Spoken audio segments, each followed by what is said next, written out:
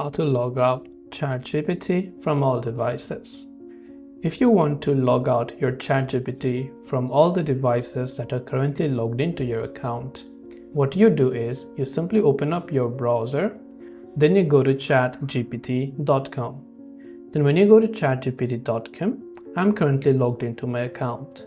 To log out of other devices, what I do is I simply have to click the profile icon from the top right hand side of the screen. When I click the profile icon, there I can simply go to the option called Settings.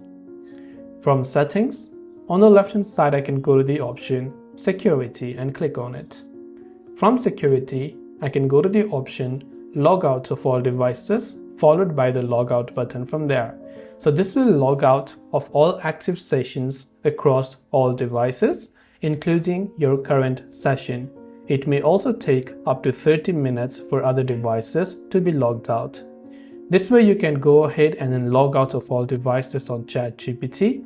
I hope the video helped you out. If you have got any further questions, do feel free to also leave them down in the comment section below. As always, thank you for watching and see you soon in our next video.